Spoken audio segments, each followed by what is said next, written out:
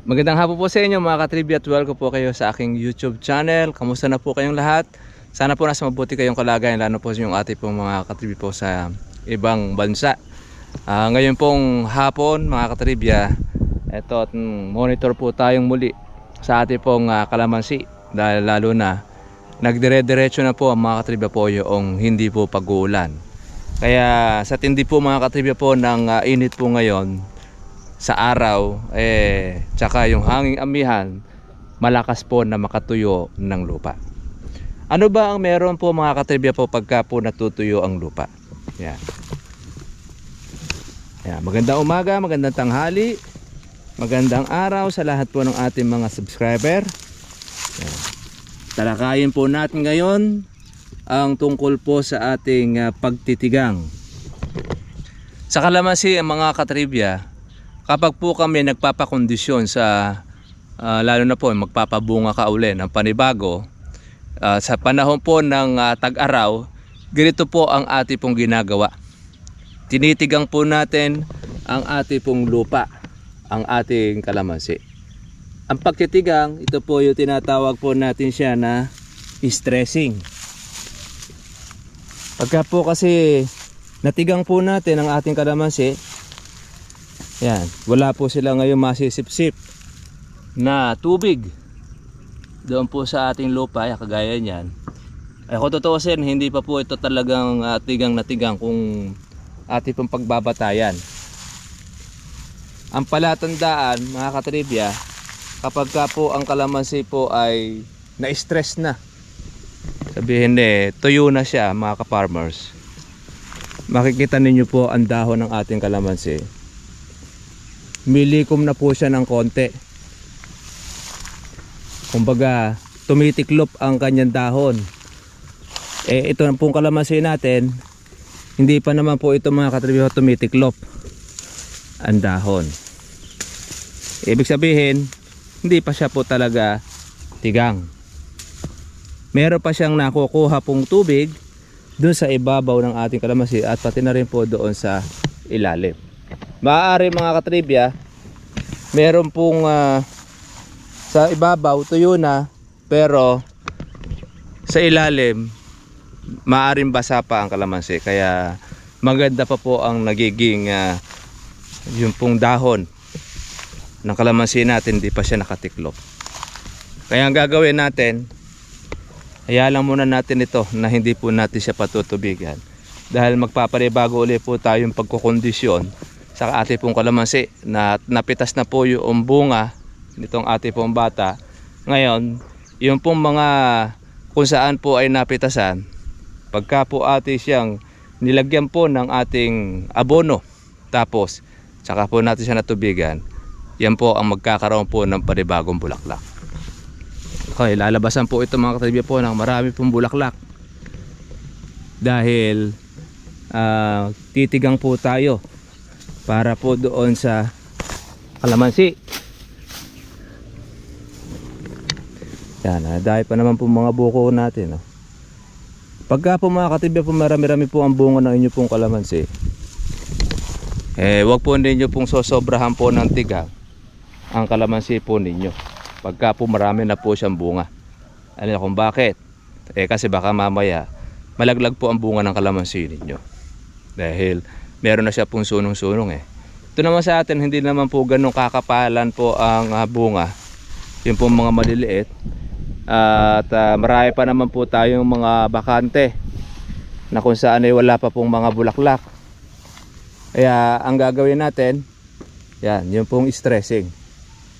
Mga isang linggo pa mula po ngayon, ang ating pong hindi po natin siya po patutubigan, dahil una-una yung kapitbahay natin nagtubig na siya. Yan, nauna siya ng patubig. Mga isang linggo o 10 araw makikita natin kung lalabasan po ng bulaklak po yung kanyang kalamansi. Pag hindi po kasi nilabasan po ng maraming bulaklak ang kanya, ibig sabihin hilaw po ang kanya pong pagkukondisyon. Hindi pa po talaga ganong tuyo ang kalamansi niya. Pero pagka nilabasan po ng marami pong bulaklak ang kanya pong kalamansi, ibig sabihin nun tamang kondisyon na yung kanyang ginawa. Yan. Ay dami pong buko po nito eh. Dahil lumaki na rin po yung inaalagaan natin. Majority naman mga katribya po ang ating buo. Meron din pong mga sira, kaya lang syempre mas marami po yung buo natin. Pero sa kabila naman yan, naglalabas pa rin po ng bulaklak po ang ating kalamansi kahit na ito po ay hindi po napapatubigan. Sabi nga nila, kumbaga ito sa isang magbubuntis, lihing-lihin na. Ayan o. Yung mga nasa dulo na po ibang mga bulaklak. Nung maalis po yung kanyang bunga, papalitan na ulit po siya mga katribya po ng panibagong bulaklak. Kaya yan naman po ang ating ini-spray sa tuwing umaga at saka po na hapon. Dahil ang ating pong target dyan ay mabuo ang mga bunga. Dahil yan po ang ating maging susunod po na palalakihin pang January. Yan. Yung mga gamais po na yan, tapos yung mga gasaresa, December and January po ay pwede na pong mapitas yan. Ngayon yung pong iba pampapirayro na. Yan. Yung pong ating pong pagpapabulaklak, pagka tayo po ay nagpatubig, kuwan na po yon, February and March. Yan. Pagka December po tayo magsasabog mga katribya, March and April ang harvest po noon pong ating kalamansi. Ito yun na ito. Tayo po yung agingay ang tawag po sa amin. Kaya po yung ating kalamansi matagal po matuyo dahil meron po siya mga cover ng damo.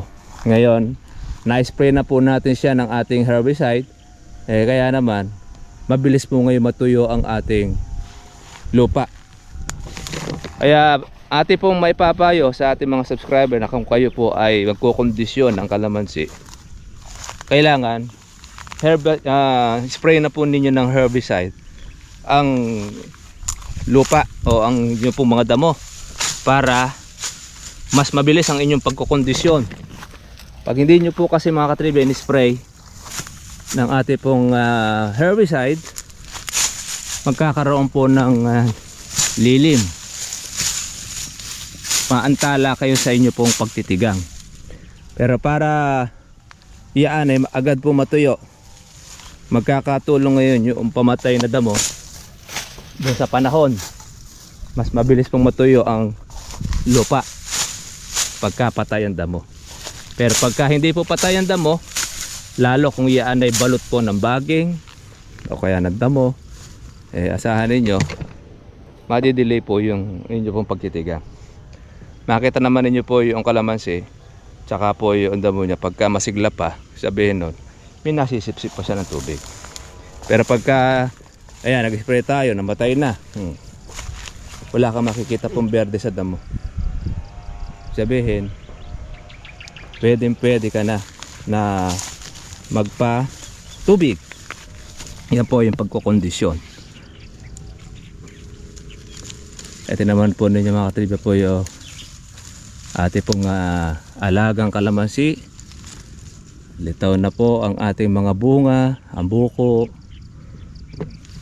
yung pong ilalim. Ano?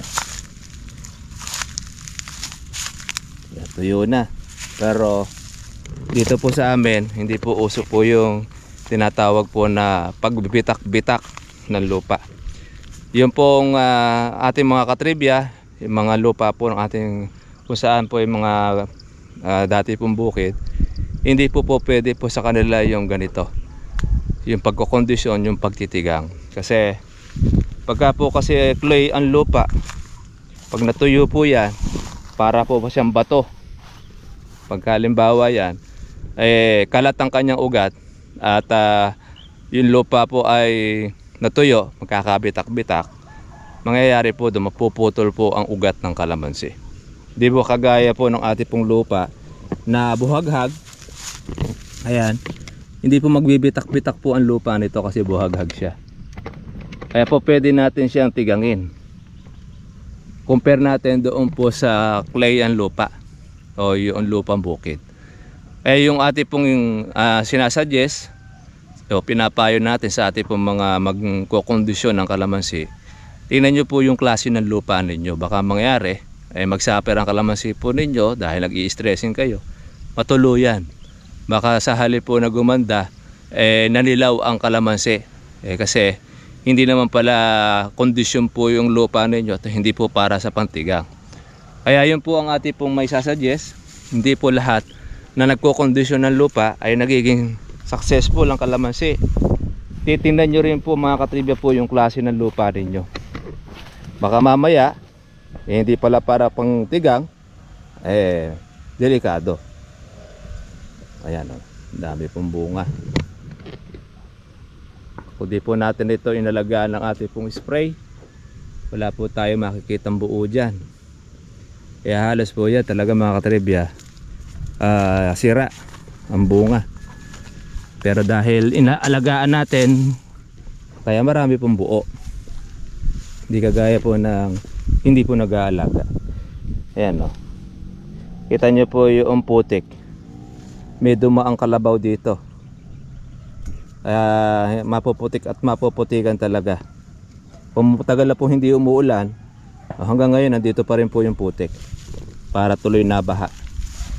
Yun po ang ating kalamansi. Tinitingnan po natin yung ating ilalim dahil may nakita tayong baging para mabunot natin yung puno. Ayan. Ito. Ayan po yung ating pagkukondisyon mga katribya sa ating pong kalamansi. Ito po yung malaking baging. Ito yung natawag natin na pipinong gubat. Para siyang kalasan niya talaga ang pipino. Yung mga maliliit. Ito gustong gusto po ito ng manok. Yan. Pipinong gubat yan.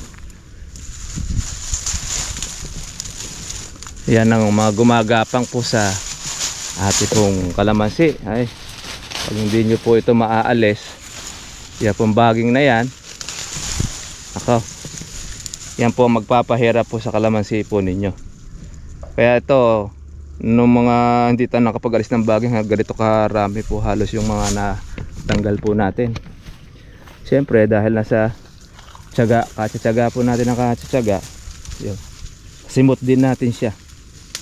Pero nung una, kung di po natin ito inalis, ay talagang matatakot kayo dahil balot po siya ng baging.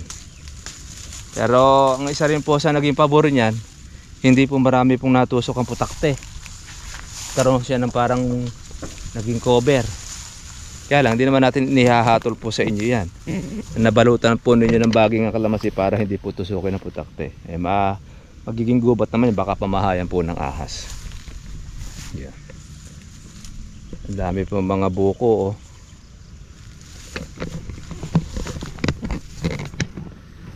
Ang mga katriba po, yung ating pong technique, pagka po tayo ay magtitigang o magkukondisyon ng kalamansi, siyempre dapat pitasin na po natin yung dapat pitasin, yung lahat po ng ating pong bunga dahil magpapabulaklak tayo. Kailangan mapitas po muna yan para noon marami pong lalabasan po na bunga or bulaklak ang ating pong kalamansi. Kaya ito, yung klase ng lupa natin ito, 3 hanggang 5 araw okay pa. Pero sa susunod po na araw na hindi na po uulan, medyo magtitiklop na yung dahon ng ating kalamansi. Yun ang maganda ng paglalagay natin ng abono. Pagka nilagyan po ninyo ng abono ang inyong pong kalamansi, asahan ninyo dapat kasabay nanton yung pong inyong pagpapatubig. Ito naman po yung kalamansi ng ating kapitbahay. Yan. Como ito po mga katribya ay hindi po siya nag-i-spray. Marami po siyang mga sirang bunga. Wala pang masyado pong marami ng mga maliliit. Pero hindi pa nakakarating yung kanyang patubig. Siguro kahapon lang siya nagpatubig. No condition pa niya. Tayo, ayan, maganda pa po yung kanyang pagkaberde. At okay pa. After naman ito, yan naman ang ating pong trabaho, puro patubig. Kaya sa mga mayroong farming, yan ang isang importante sa kalamansian, meron tayong patubig. Pagka po wala pong patubig ang inyo pong kalamansi, magsasuffer na po yan. Kaya yung pong ating mga pinupuntahan ng mga farm, pagka po nagkaroon ng interest yung pong ating mga subscriber, una natin tinatanong po yung patubig nila kung ayos. Dahil pagka hindi po ayos ang kanila pong patubig at wala pa silang pagkukunan, yun na muna po ang ating pinahahanap sa kanila, yung pong tubig. Dahil nandyan po ang buhay ng kalamansi. Pagka halimbawa kasi mga katribya, nagtanim ang tao, wala pala pong patubig, mangyayari doon, magsasuffer po kalamansi, mamamatay. Mapapalungi lang po yung ating pong subscriber.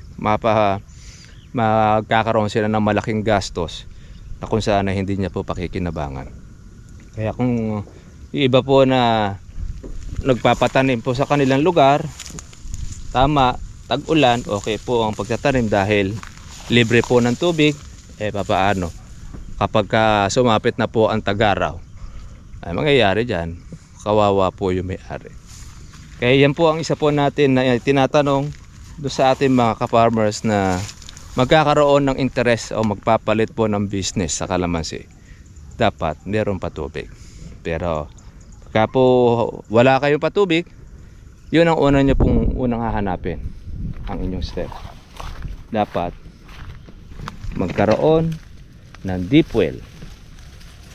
Lalo na kung nasa gilid po kayo ng ilog, meron kayong source of water. Kaya lang, siyempre ang una natin tinatanong, pagka kayo nasa gitna ng ilog, kung sa critical na mga buwan gaya po ng Marso, Abril, kung hindi nauubos po yung tubig sa ilog, po pwede. Pero kung nauubos ang tubig sa ilog at doon lang po kayo aasa sa pagpapatubig, medyo mahihirapan po ang inyong kalamansi. Kaya advisable pa rin natin magpabaon or deep well. Yun ang kailangan. Kaya mga katribya,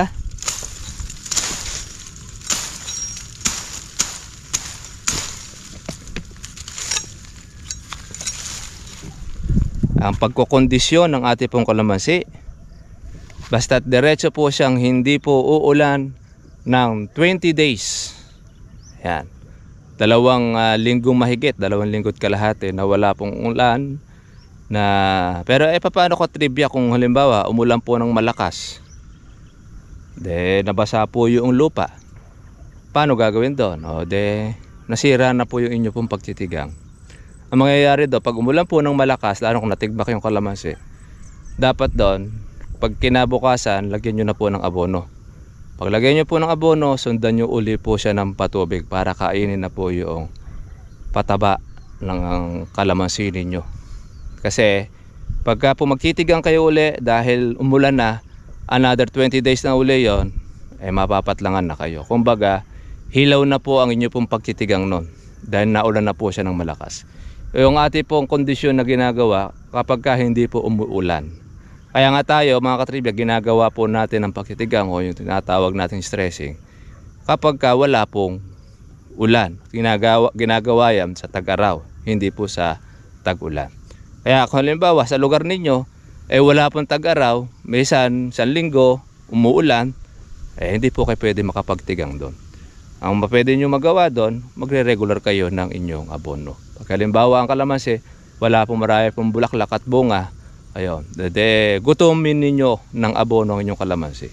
Pagka gutom na siya at medyo magulang na yung kanyang dahon, tsaka po nyo siya sabugan ng abono. Ayun, tsaka pag naulan, yan, magkakaroon po ng marami pong bulaklak yan ang inyo pong kalamansi. Pero yung pong time ng pagtitigang, gaya po noon, dito kasi sa Nueva Ecija talagang may matindi po talaga ang tag-init dito, gaya po halimbawa sa dyan po sa Tarlac, Isabela, Cagayan, talaga matitindi po init. Yan po kasi ang gustong-gusto ng kalamansi. Pagka mainit, napakadali mong pamulaklakin ang kalamansi po natin.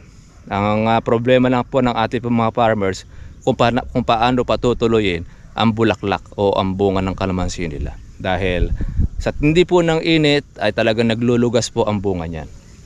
Kaya ang pagkukondisyon mga katribya, dapat sasaalang-alang din po natin po yung panahon. Yung ulan. Pag naulan na, sira na po ang inyo pong pagtitigang, magpapanibago uli kayo.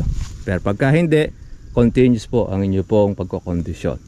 Tapos, ang isa po na inyo pong titingnan dyan mga katribya, yung dahon ng inyong kalamansi. Sa dahon kasi malalaman ninyo kung magulang na po siya. Hindi po siya yung berde-berde o maitim pa kanya pagka-berde. Nakita nyo po siya medyo po brown. Ito. Itong ating pong kalamansi, yan, makita po ninyo, mapusyaw po ang itsura niyan. Dahil meron po kasi siyang kagat po na pataba. Meron po kasi siyang abono pa ng mga nakakaraan nung tayo po ay makapagsabog ng ating organiko. Kaya kumakain pa rin siya ng ating pataba. Anytime naman yan na ating pong tubigan, actually kahit hindi po natin ito lagyan ng abono, sigurado mamumulaklak at mamumulaklak yan dahil yung pong ating organic na inilagay dyan, habang tinutubigan mo yan, matagal po ang gusar. Habang tubig ng tubig siya, kain po siya ng kain. Tapos pero patagang ilalagay po na pino pa, lalo magpo-produce pa ng maraming bulaklak. Yan. Kaya take note natin sa mga ating mga katribya, kaya po tayo ay magkukondisyon, yun po ang ating pong kailangan na tingnan. Kung hindi po naulanan, tapos kung ang inyo bang kalamansi mga katribya, ang lupa ay clay, bawal po magtigang. Pero pagka hindi, pwede kayo magtigang. Kung halimbawa ang inyo po namang kalamansi mga katribya ay wala pa sa 1 taon, yan, baka mamaya wala pang 1 taon ang kalamansi ninyo, titigangin nyo na, wag, masyado pong bata pa siya. Kailangan siguro kung yan po ay XL na yung tinanim malaki, mga 1 taon at kalahati, pwede na po kayo magkondisyon, pwede na po natin siyang pamungahin kagaya ng ginagawa po natin. Depende rin po sa inyo, kasi ang isa pong source o dahilan para hindi po tumayog ang inyong kalamansi, maaga po natin pinamu, kaya 1 taong mahigit pa lang pinabubunga na natin para hindi po siya tumangkad po na wala pong bunga. Ito, tinan nyo po yung kalamanda rin na ito nakalusot sa atin, berde siya, pero yung kalamansi ayan, naiwan. Kaya yan po yung inyo pong aagapan. Tingnan nyo na mga katribya po palagi, pagka kayo mag-aalaga ang kalamanda rin. Yan, nandito po sa ilalim yan. Kaya sasagat po natin sa ilalim po ang putol para matagal-tagal po tumubo. Kaya lang, yan po lagi natin babantayan dahil tutubo uli yan. Ito pa ilalim yan.